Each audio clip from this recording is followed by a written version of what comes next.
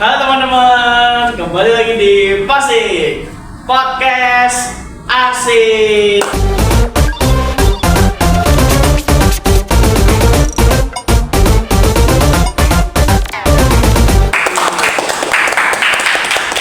Oke teman-teman, jadi sini kembali lagi ya sama saya Rizky Mentari. Nah di sini saya juga sendirian nih teman-teman.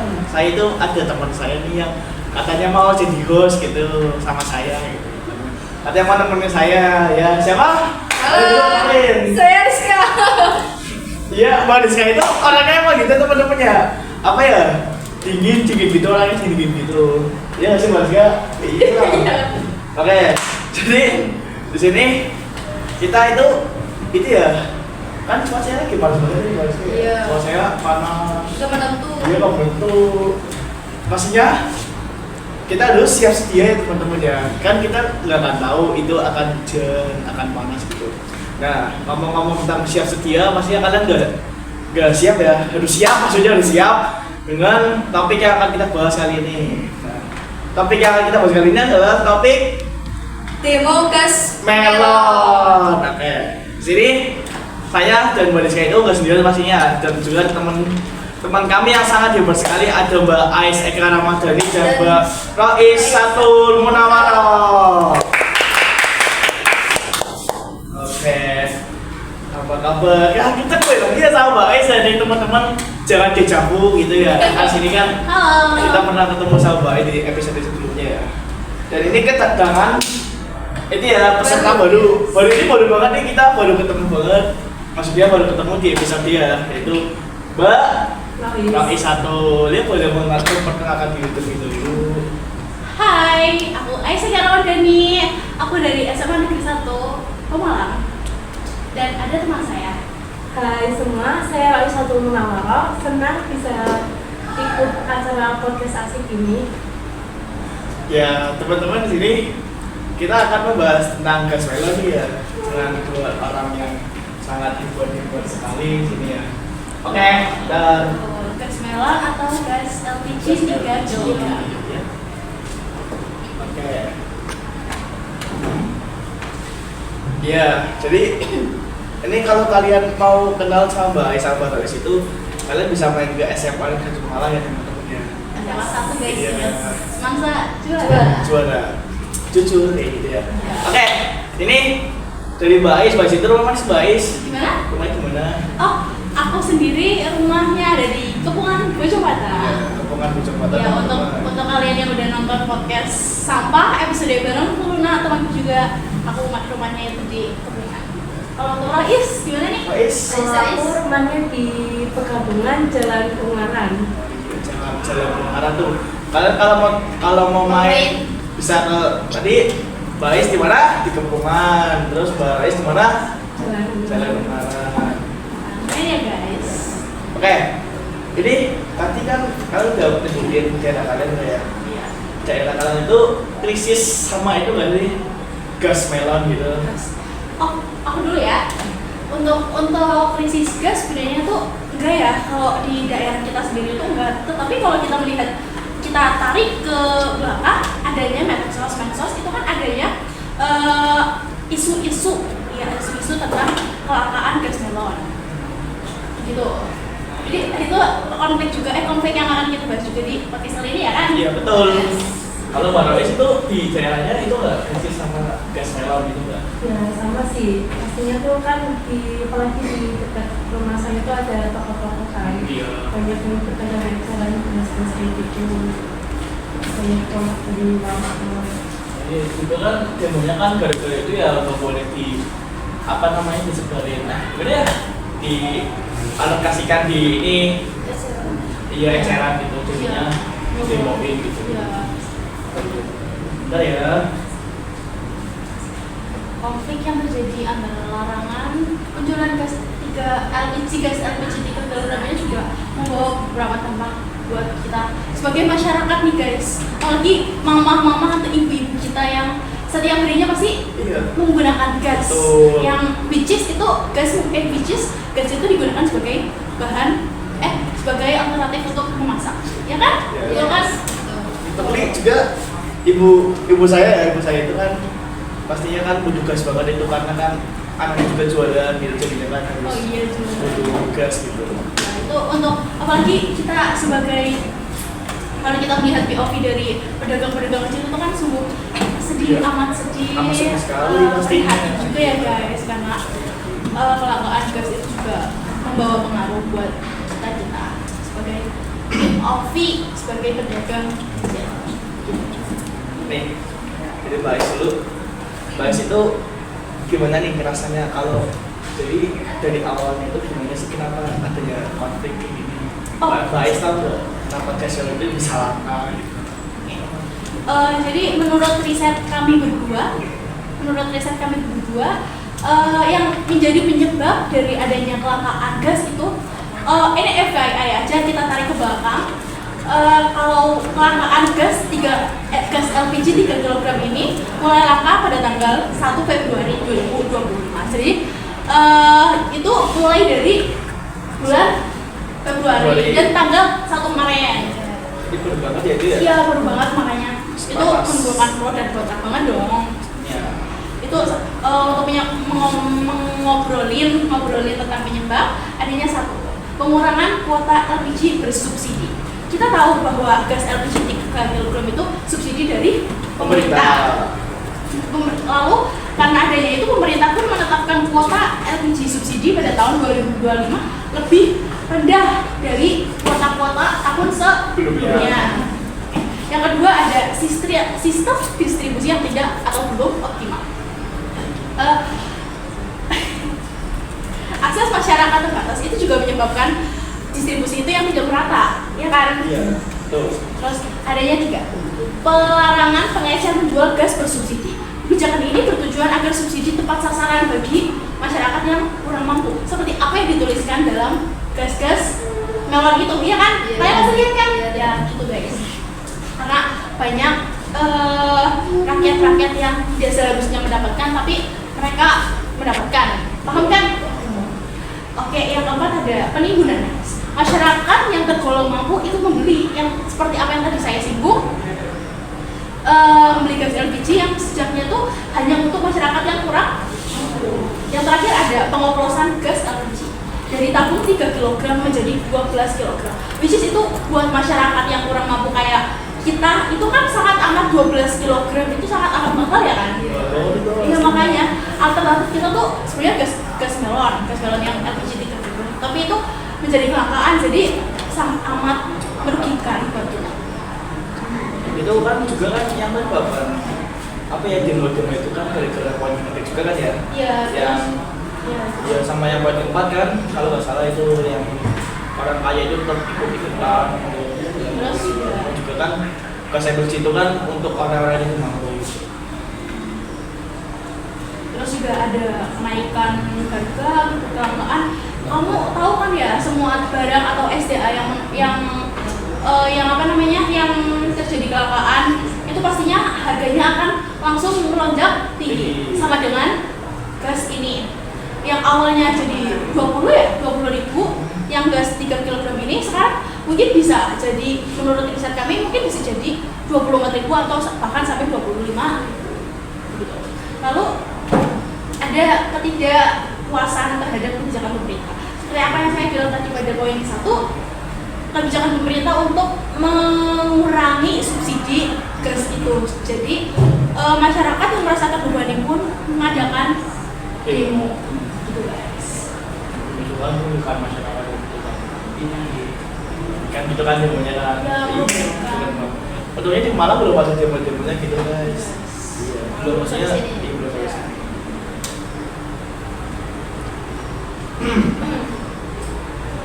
Oke, jadi kita ya.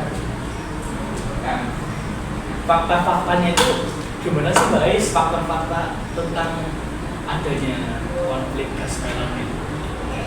Ini adalah fakta-fakta tentang isu demo gas melon tersebut.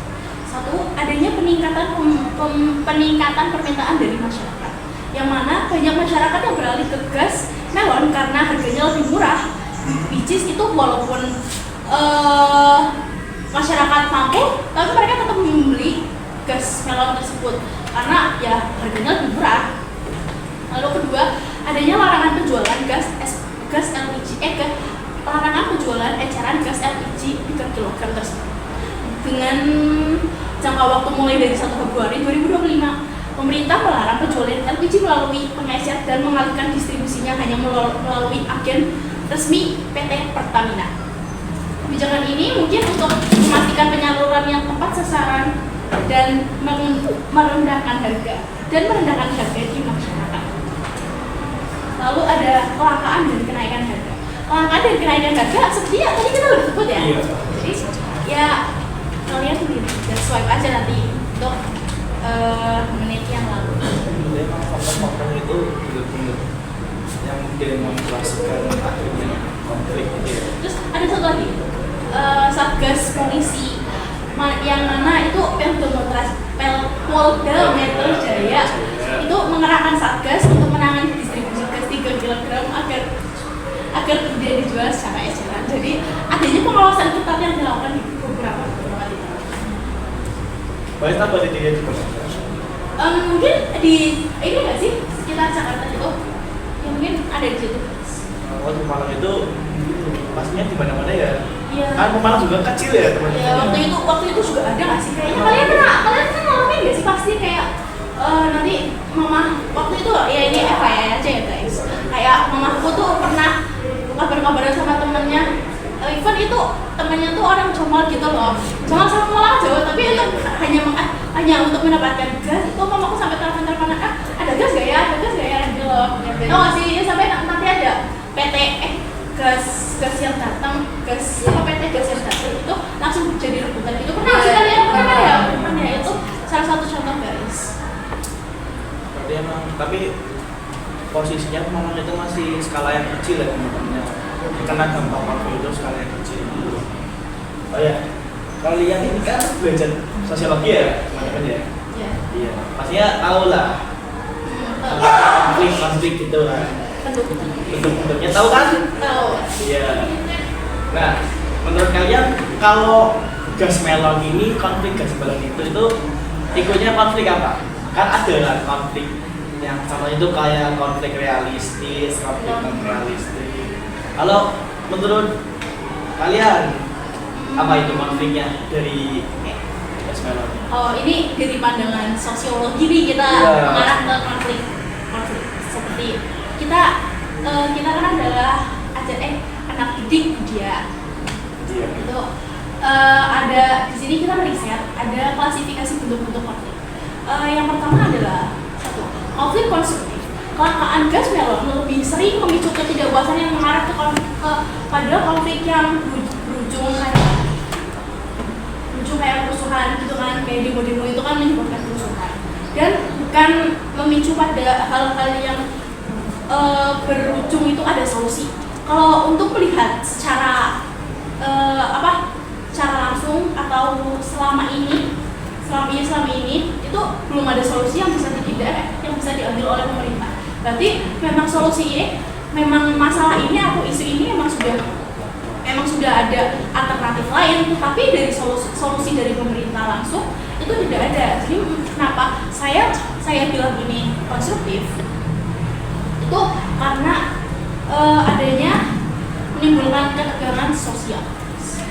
Juga belum ada ini ya apa tindak lanjut antara masyarakat dan juga pemerintah. Ada lagi nggak guys selain konstruktif itu? Kayaknya bentar deh guys, saya salah kayaknya tuh saya tadi bilang apa konstruktif. Iya. Oh ternyata bukan, kalau saya pikir-pikir lagi tuh itu destruktif guys. Mohon maaf, wajar konotasinya bukan Aduh. boy. Ya. Yang kedua, Oke. yang kedua Ya. Lanjut sama yang kedua apa? yang kedua ada udah Ya udah, ayo. yang kedua ada konflik vertikal.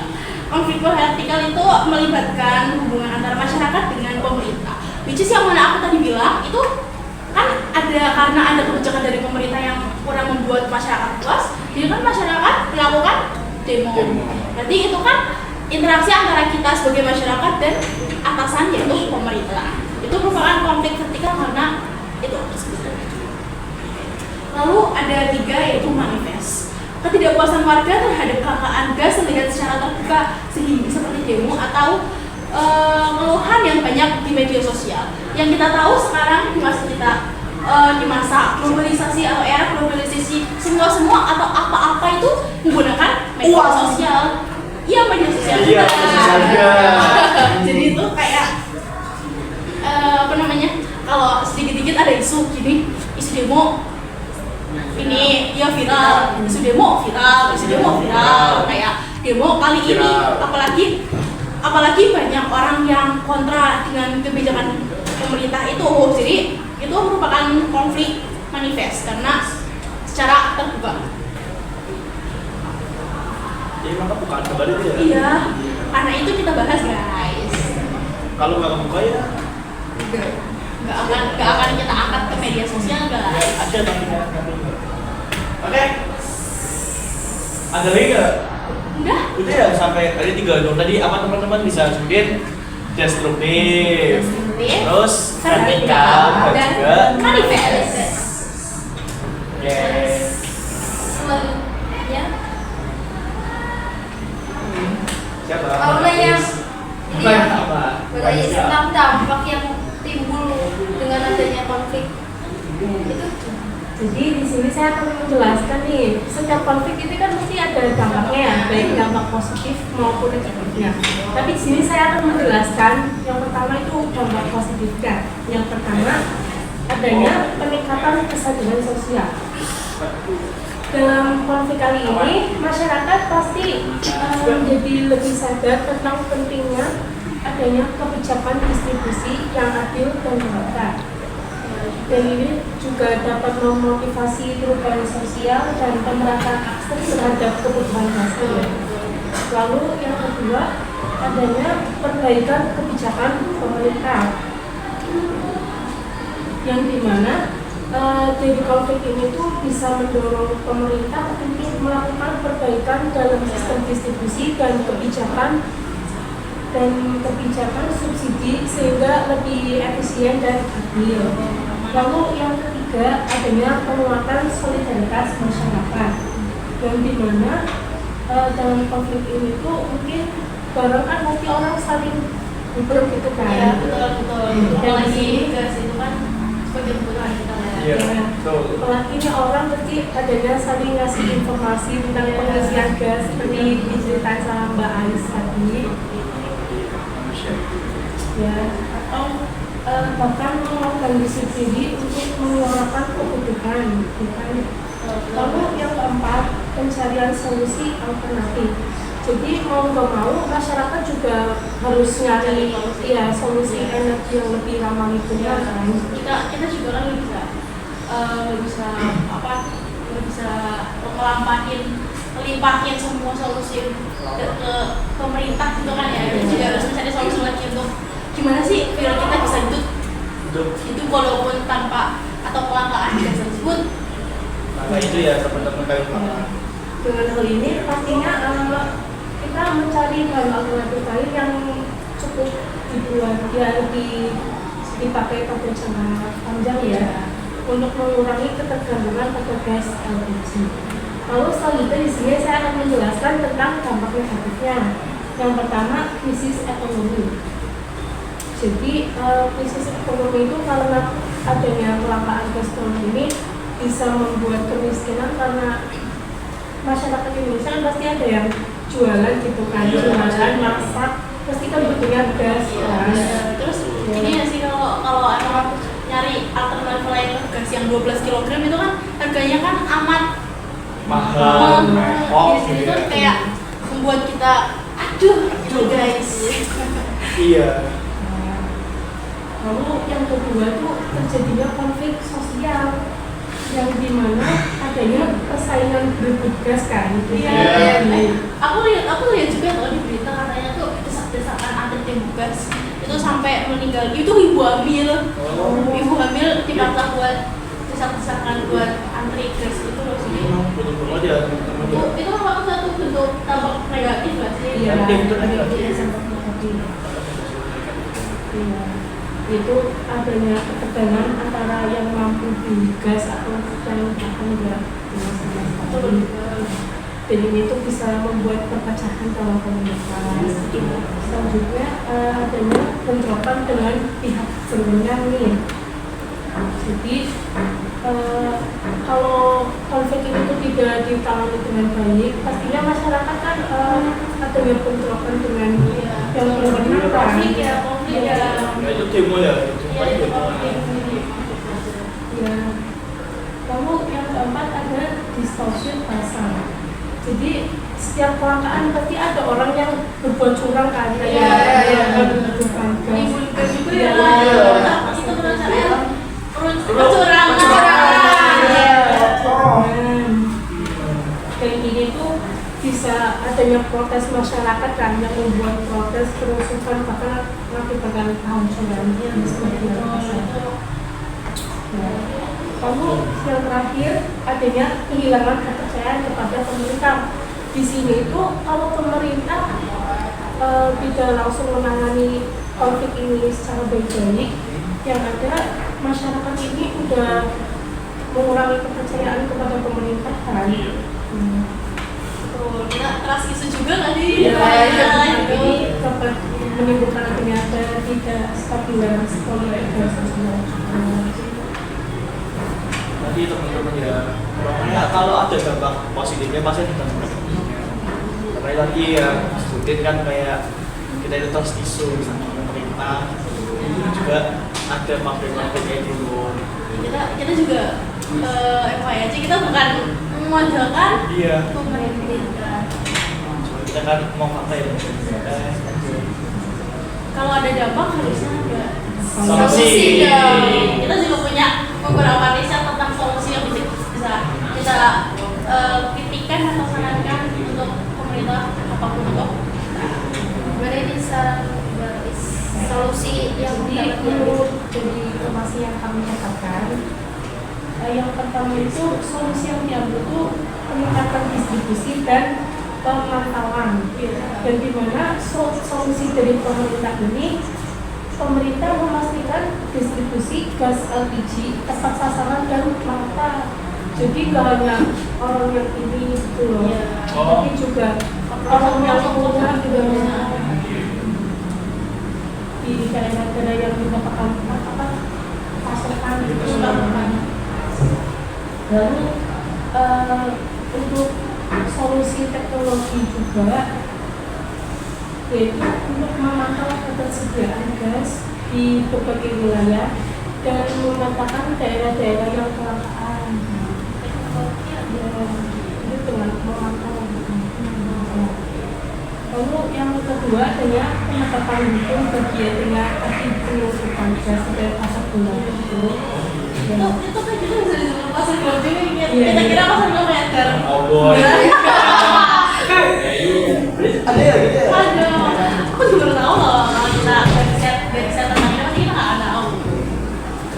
Lalu yang kedua adanya penegakan hukum terhadap pasar gelap hanya tadi saya bilang. Jadi solusi pemerintah dalam pihak berwenang ini itu pemerintah harus menindak tegas loh kalau adanya konflik seperti ini. Kayak gini kan adanya perdagangan ilegal dalam distribusi gas melon. Jadi adanya pengawasan yang ketat. Lalu yang ketiga adanya penyuluhan dan edukasi masyarakat, yang dimana masyarakat ini tuh selalu diberi mengenai cara penggunaan gas yang efisien. Berarti biar nggak boros gitu ya. Apalagi saat terjadi kelangkaan kita kan harus sebijak-bijaknya menggunakan gas. Lalu yang ketiga, yang keempat ini diversifikasi sumber energi, yang dimana seperti tadi menggunakan alternatif yang lebih Berarti mengalokasikan ke yang lebih efisien. Lalu yang kelima itu subsidi tepat sasaran, yang seperti tadi saya jelaskan, jadi pembagiannya itu biar rata. Lalu yang keenam, peningkatan ketersediaan gas melalui kerjasama dengan pihak swasta, yang dimana pemerintah ini bisa bisa bekerja sama untuk meningkatkan kapasitas produksi dan distribusi. Hal ini bisa mencakup pembangunan infrastruktur yang lebih baik untuk memasukkan pasokan gas. Lalu yang keenam adanya lalu yang ketujuh adanya penyediaan program bantuan sosial. Subsidi ya? Ya. Subsidi itu masih kebijakan pemerintah buat itu. Iya. Yang dibatasi. Ya. Lalu yang terakhir penyelesaian melalui dialog terbuka yang Musyawarah dimana juga. ya antara pemerintah dan masyarakat. Berarti biar nggak terjadi miskom juga kayak pemerintah juga tahu kita maunya apa, terus kita juga tahu pemerintah maunya apa. Tapi jangan seperti itu ya. Sudah? Ya. Pokoknya ya kalau dari tempat kali ini itu kan jadi ya teman-teman yang kalian harus pintar-pintar jangan udah terpancing sama isu-isu yang Iya, yang nanti menyebabkan konflik Iya. guys. Apalagi sekarang kalau dipikir-pikir konflik itu sangat amat merugikan. luas sekali kan kita kan itu ya teman-teman ya Indonesia emas ya teman-teman ya. Jadi jangan sampai kalian rusak fasilitas, jangan sampai kalian mengkonflikkan diri kalian sendiri, dan jangan sampai kalian merugikan diri kalian sendiri untuk ke depan. Oke, intinya jauhi konflik. Hal apapun yang mengakibatkan atau berpotensi untuk konflik gitu. Apalagi kita sebagai Indonesia yang beragam dan adanya berbagai kebijakan dari pemerintah yang kita harus hormati lah, kita harus terima mau nggak mau. Itu emang berbeda ya, tapi kan kalian harus terima apa adanya gitu. Karena kan kita cuma manusia di bawah ya teman-teman, bukan. Oke, lanjut. Oke, sini sekian ya teman-teman ya dari posisi kali ini. Ya spesial nama posisi kali ini nanti belum saya sebutkan ya. Nama posisinya adalah apa ya? Suara. Protes. Saya lupa teman-teman, maaf ya. Oke. Pokoknya kembali lagi di podcast asik berikutnya. Karena posting itu asik banget sih Iya, sebenarnya namanya guys. Chill ya teman-teman ya, kita nggak tegang-tegang amat, tadi cuma pada saat Walaupun kuliah walaupun tegang. sekarang harus sedikit beda gitu ya. Gitu. Perlu dicairin lagi. Dicairin. Terus saya tanya bilang apa ya? Suara protes. Tadi walaupun kita membahas tentang adanya strata sosial kita dengan pemerintah, tapi kita masih chill-chill aja tuh membahasnya gitu ya. Ya. Dan juga buat pemerintah kalau lihat video ini, mohon maaf ya. Disclaimer Ya. dulu, disclaimer dulu. Jika perkataan kami membuat hati pemerintah menjadi tergores sedikit sini. We sorry guys. Be sorry guys, be sorry. Dan sekian di podcast asik dengan tema suara protes. Sebelumnya jangan lupa follow dan follow suara